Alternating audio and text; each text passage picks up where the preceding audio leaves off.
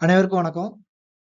நம்ம இன்னைக்கு பார்க்கக்கூடிய டாபிக் ஆர்ஆர்பியில் ப்ரீவியஸ் இயர் கொஸ்டின்ஸு, அதன் ஜேஇல கேட்ட சிபிடி 2ல கேட்ட சயின்ஸ் கொஸ்டின்ஸ், அது ரிப்பீட்டட் கொஸ்டின்ஸு.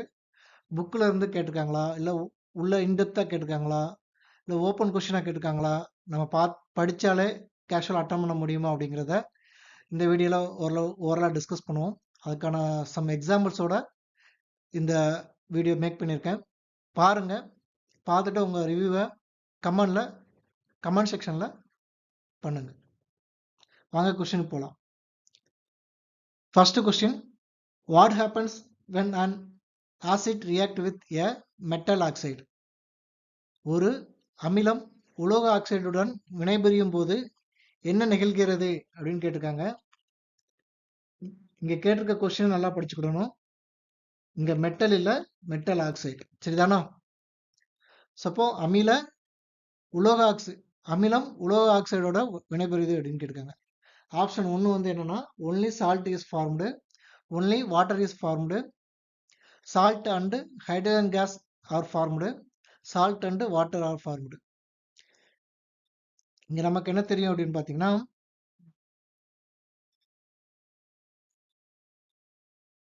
இங்க மெட்டல் அப்படின்னு சொன்னோம்னா நமக்கு வந்து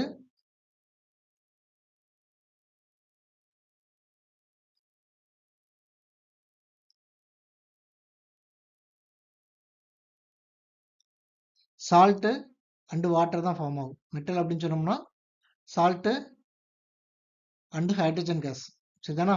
சாரி, மெட்டல் அப்படின்னு சொன்னோம்னா சால்ட்டும் ஹைட்ரஜன் கேஸ் உருவாகும். மெட்டல் ஆக்சைடு அப்படின்னு சொன்னோம்னா சால்ட்டு பிளஸ் வாட்டர், அதாவது உப்பும் நீரும் உருவாகும். இதுக்கான ஆப்ஷன் வந்து என்ன அப்படின்னு பார்த்தீங்கன்னா, உப்பும் நீரும் தான் உருவாகுது மெட்டல் ஆக்சைடுக்கு, சரிதானா? Metal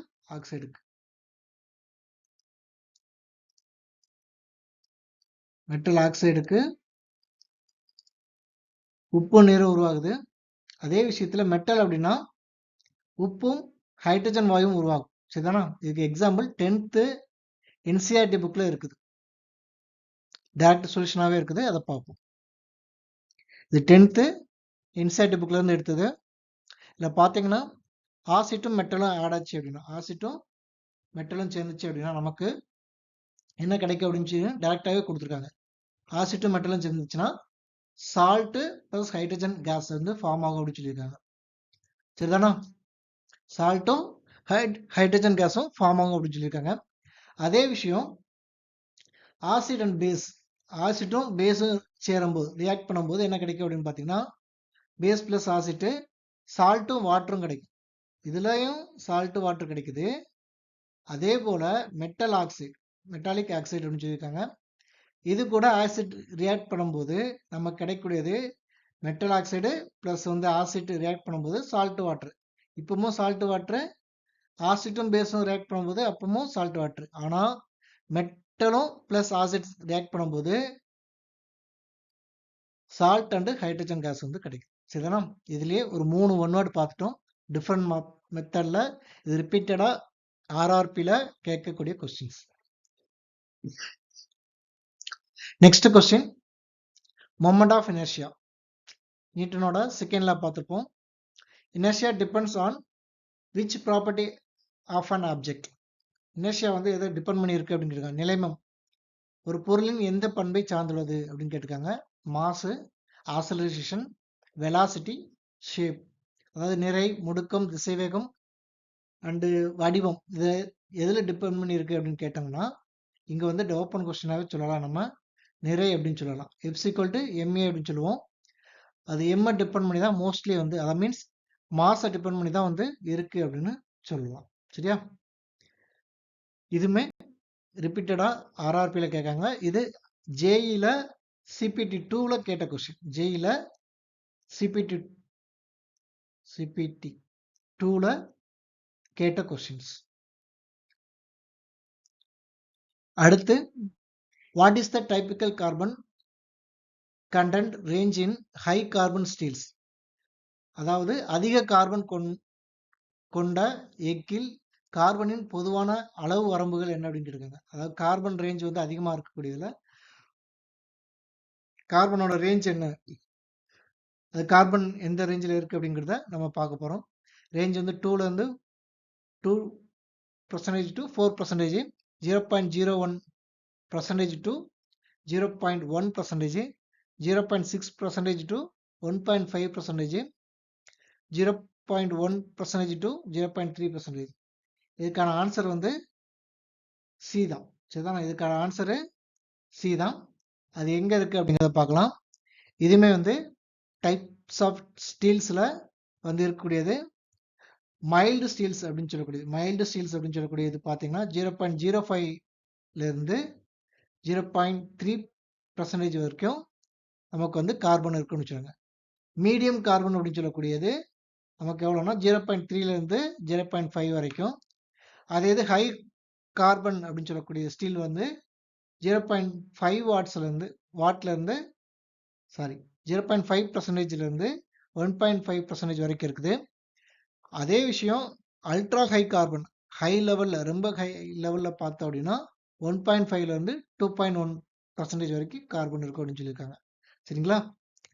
next, by reverse biasing the PN junction diode the width of the depletion layer அப்படின்னு சொல்லக்கூடியது. அதாவது பிஎன் சந்தி டயோடில் எதிர்சார்படுத்துவதன் மூலம் தேய்வு அடுக்கின் அகலம் என்ன, அதாவது இந்த வித்தோட அகலம் வந்து என்ன ஆகும் அப்படின்னு கேட்டிருக்காங்க.